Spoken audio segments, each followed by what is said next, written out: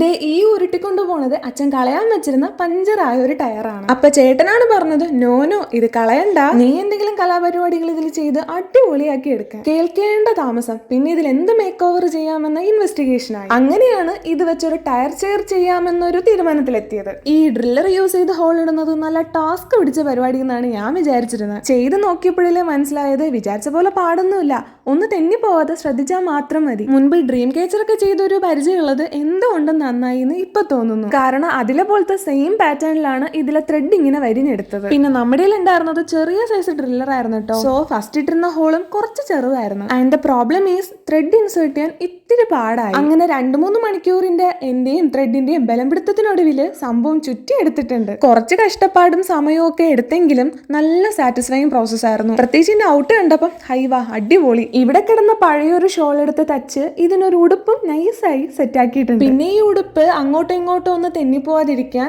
വീഡിയോയിൽ കാണിച്ചിരിക്കുന്ന പോലെ ഇടയ്ക്കിടയ്ക്ക് ഗ്ലൂ അപ്ലൈ ചെയ്ത് കൊടുത്താൽ മതി. ഇതിന്റെ ഹൈറ്റ് പോരാന്ന് തോന്നിയോണ്ട് തൽക്കാലത്തേക്ക് കസിൻ ചേട്ടന്റെ കാറിലെ സ്റ്റെപ്പിനി ടയർ എടുത്ത് താഴെ ഇങ്ങനെ വെച്ചു കൊടുത്ത് ഹൈറ്റ് കൂട്ടി എടുത്തിട്ടുണ്ട്. നമ്മുടെ ഗാർഡൻ ഏരിയയിൽ ഇത് സെറ്റ് ചെയ്ത് വെച്ചപ്പോൾ എല്ലാവർക്കും ഭയങ്കര ഇഷ്ടപ്പെട്ടു. വെയിലൊക്കെ ഒന്ന് താഴുമ്പോൾ ഇവിടെ ഇരുന്ന് ബുക്ക് വായിക്കാനോ അങ്ങോട്ടോ ഇങ്ങോട്ടോ സംസാരിച്ചൊക്കെ ഇരിക്കാനോ നല്ല വൈബായിട്ട് തോന്നി. ഇനി പഞ്ചറാവുന്ന ടയർ കിട്ടിയിട്ട് വേണം ഓരോന്നായിട്ട് ചെയ്തിടാൻ.